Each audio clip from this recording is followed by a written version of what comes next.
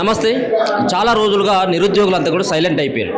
So ఈ సైలెంట్‌కి కారణం ఏంటో తెలియదు కానీ మరో ఉద్యమానికి తెరలేపుతా ఉన్నారు నిరుద్యోగులంతా. ఈరోజు జరుగుతున్నటువంటి అసెంబ్లీ సమావేశాల్లో ఖచ్చితంగా నిరుద్యోగులకు సంబంధించిన అంశం కానీ, వాళ్ళు ఇచ్చినటువంటి ఏవైతే ఉద్యోగాలకు సంబంధించినటువంటి క్లారిటీ కానీ, జాబ్ నోటిఫికేషన్ కానీ, వీటన్నిటిపైన కూడా అసెంబ్లీలో చర్చ జరగాలి.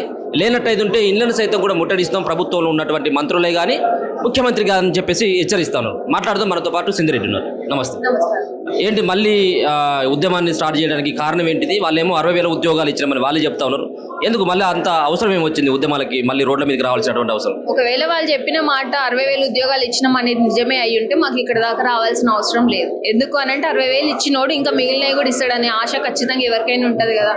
ఆయన ఇవ్వలేదు కాబట్టి మాకు అసలు ఎటువంటి హోపే లేకుండా పోయింది. ఆశ పక్కన పెట్టండి, అసలు మినిమం హోపే లేకుండా పోయింది. దానికి కారణం ఎవరు? ప్రస్తుత కాంగ్రెస్ ప్రభుత్వం. ఎందుకంటే వాళ్ళు ఇస్తాన్న 2 లక్షల ఉద్యోగాలు ఇచ్చి ఉండుంటే మాకు అవసరం ఉండేది కాదు.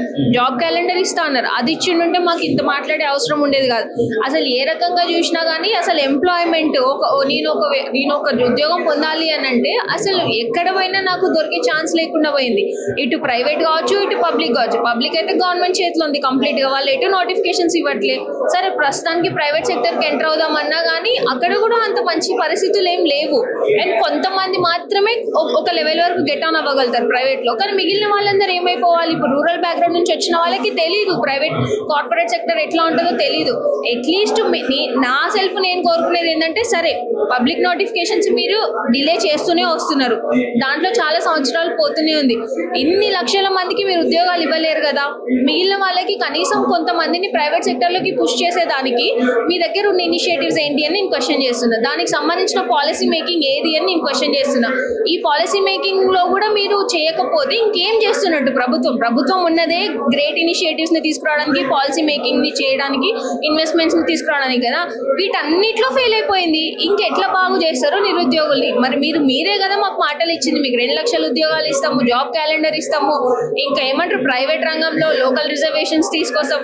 అసలు ప్రైవేట్ ఎంప్లాయ్మెంటే లేదు, ఇంకా మీరు లోకల్ రిజర్వేషన్స్ ఎట్లా తీసుకొస్తారు? గవర్నమెంట్ నిర్లక్ష్యంగా వ్యవహరించినప్పుడు మీరు అంతా కూడా ప్రతిపక్షాల దగ్గరికి వెళ్ళింది. సో దాంట్లో భాగంగా మీరు చాలా దగ్గరికి వెళ్ళడం జరిగింది. వాళ్ళు కూడా మీకోసం ప్రత్యేకంగా ప్రెస్ మీట్ పెట్టో లేకపోతే ఉంటే రోడ్ల మీదకి వచ్చి కొట్లాడేటువంటి సాహసం కూడా వాళ్ళు కూడా చేయట్లేదు. సో దీన్ని ఎట్లా అర్థం చేసుకోవచ్చు? ఇప్పుడు రాజకీయ పార్టీలు ఎట్లా చూస్తున్నారు అని అంటే, రాష్ట్రంలో ఏది మేజర్ సమస్య ఉందో ఫస్ట్ దాని మీదే ఫోకస్ చేసుకుంటారు. అల్టిమేట్ గా పొలిటికల్ పార్టీస్ ఎట్లా ఉంటాయండి, వాళ్ళకి ఏది ఆ టైంలో ఏది లైవ్ లో ఉంది దాన్నే పిక్ చేసుకుంటారు. సో సేమ్ థింగ్ అట్లానే జరిగింది. ఇన్ని రోజులు మేము సైలెంట్ ఉండడానికి కారణం ఏంటి? మీకు జాబ్ క్యాలెండర్ ఇస్తాం, మొన్న ఓఈలో జాబ్ క్యాలెండర్ అనౌన్స్ చేస్తారు అని చెప్పి కొంతమంది కాంగ్రెస్ నాయకులు వచ్చి మీడియాలో ముందు మాట్లాడినారు. మరి ఇప్పుడు వాళ్ళు సమాధానం చెప్పాలా? మీరు పాల ప్యాకెట్లు పట్టుకొని రెడీ ఉండండి అని చెప్పినారు. మరి ఇప్పుడు మేమేం పట్టుకొని రెడీ ఉండాలి? చెప్పులు రాళ్ళు పట్టుకొని రెడీ ఉండాలా? మీ మీదకి ఇస్తడానికి మీరు ఇవ్వలేదు కదా, ఇస్తాన్న మాట నిలబెట్టలేదు కదా, మరి మేము ఏం చేయాలి ఇప్పుడు? సో రాజకీయ పార్టీలు ఆబ్వియస్ గా ఆ టైంలో ఏది లైవ్ లో ఉంది అంశం అనేది వాళ్ళు పిక్ చేసుకుంటారు. అది beat any political party. So మేము కూడా అందుకే మేము ప్రతిసారి వాళ్ళని కలవడం, వాళ్ళకి రిమైండ్ చేయడం, అరే మా సమస్య కూడా ఒకటి ఉంది, మీరు దాన్ని కూడా పట్టించుకోండి, దాని గురించి కూడా మాట్లాడండి అని ఎప్పటికప్పుడు మేము కలుస్తూనే ఉన్నాం. అసలు ఇదంతా సమస్య ఎందుకు వచ్చింది? ప్రభుత్వంలో ఉన్న వాళ్ళు సరిగా పనిచేయకపోవడం వల్ల. వాళ్ళే సరిగా చేస్తుంటే ఈ రోజు మాకు వీళ్ళందరూ చుట్టూ తిరగడం, ఈ ప్రెస్ మీట్లు పెట్టడం, ఈ ఉద్యమాలు చేయడం మాకు అవసరమే ఉండేది. ప్రతిసారి నిరుద్యోగ అంశం తెర మీదకి వచ్చినప్పుడు సింధిరెడ్డో, జనార్దనో, లేకపోయినట్టయితే అశోక్ సార్, వీళ్ళు 3-4 ఎందుకు బయటకు రావాల్సినటువంటి అవసరం వస్తూ ఉంది? మిగతా వాళ్ళందరూ కూడా ఎందుకు వాళ్ళని మోటివేషన్ చేయలేకపోతా ఉన్నారు? మోటివేషన్ చేయడానికంటే ప్రతి మనిషికి అన్ని కన్వీనియన్సెస్ ఉండవు కదా. ఒక్కొక్కరికి ఒక్కొక్క రకమైన ప్రాబ్లం ఉండుండొచ్చు. కాకపోతే మేము ఉన్న వాళ్ళు ఎందుకు ప్రతిసారి ముందుకు వస్తున్నారంటే, లైక్ నా సెల్ఫ్ అయితే నేను చాలా నిజంగా really very much concerned about this topic. ఎందుకు అనంటే నేను కొన్ని జిల్లాలలో లైబ్రరీస్కి వెళ్ళి చూసిన, అక్కడ ప్రిపేర్ అయ్యే వాళ్ళ పరిస్థితిని నేను చూసి వాళ్ళని అడిగి తెలుసుకున్నా. కాబట్టి సరే నా వంతు నేనేం చేయగలుగుతా అనే దాంట్లో నేను చేసి ముందుకు వస్తున్నా. ఇంకా కొంతమంది ప్రైవేట్ సెక్టర్లో వాళ్ళ జాబులు వెతుక్కోవడం, మ్యాక్సిమం మెంబర్స్ ప్రిపరేషన్ లోనే ఉన్నారు. అండ్ కొంతమంది పార్ట్ టైం జాబ్స్ కి చేస్తున్నారు. అంటే ఉన్నతమైన డిగ్రీలు పొంది ఒక స్విగ్గీ జొమాటోలో పనిచేయాలంటే ఎంత మనసు చంపుకొని పనిచేస్తారు చెప్పండి? వాళ్ళు ఎంత కష్టంగా ఉంటుంది వాళ్ళకి. అట్లాంటి వాళ్ళని కదా దృష్టిలో పెట్టుకొని వాళ్ళకి ఏదైనా న్యాయం చేయాలనేది చూడాలి తప్ప, కానీ అట్లాంటివన్నీ పక్కన పెట్టేసి అట్లాంటి వాళ్ళని కూడా ఈ మనిషికి ఒక ఓటు ఉంది కదా అన్న ఆ ఉద్దేశంతోనే రాజకీయ పార్టీలు చూస్తున్నాయి తప్ప అట్లా చూసినప్పుడు ఏమైతుందంటే ఒకసారి ఒక పార్టీ నమ్ముతారు, ఇంకోసారి ఇంకో పార్టీ నమ్ముతారు, ఇంకో మూడోసారి ఇంకా అసలు దేన్ని నమ్మకుండా అయిపోతారు కదా. ఇప్పుడు మీ పోరాటం కావచ్చు, సో ముఖ్యంగా నిరుద్యోగుల కోసం అయినప్పటికీ కూడా మీరు ఒక నిరుద్యోగి యొక్క పోరాటం అన్నట్లేదు, ఒక బీఆర్ఎస్ పార్టీ కార్యకర్త మాట్లాడుతుందంటూ నీ పైన మాట్లాడతాను. మాట్లాడేటోళ్ళు ఎన్నైనా మాట్లాడతారండి, నేను వాళ్ళ గురించి పట్టించుకోదలుచుకోలేదు. ఇప్పుడు నేను మాట్లాడడానికి కారణం ఏంటంటే నేను చాలా మంది జీవితాలని దగ్గరుండి చూసిన, ఎస్పెషల్లీ అశోక్ నగర్ లో ఉండే వాళ్ళని, జిల్లాలలో ఉండే వాళ్ళని చూసిన కాబట్టి నేను ముందుకు వచ్చి మాట్లాడుతున్నా. అందరూ మైక్ల ముందుకు వచ్చి మాట్లాడలేరు కదా, వాళ్ళకి కన్వీనియన్స్ ఉంటది ఉండదు. సో నేను మాట్లాడుతున్న వాళ్ళ మీద రాళ్ళేసి ఈమె ఈ పార్టీ ఆయన ఆ పార్టీ అని రాళ్ళేస్తే వీళ్ళందరూ సైలెంట్ అయిపోతారు, నెక్స్ట్ వాళ్ళ పని వాళ్ళు చేయించుకోవచ్చు అన్న ఉద్దేశంతో అనేవాళ్ళు అంటున్నారు. బట్ స్టిల్ ఎవరైనా కానీ సరే ఓకే, నేను నిజంగానే అనుకోండి బీఆర్ఎస్ కార్యకర్త, నేను అడిగిన దాంట్లో నిజం లేదా, మీరు చేసే దాంట్లో నిజం లేదా, మీరు చేస్తున్న తప్పు కాదా, వాటికి సమాధానం చెప్పి తర్వాత నన్ను అనండి.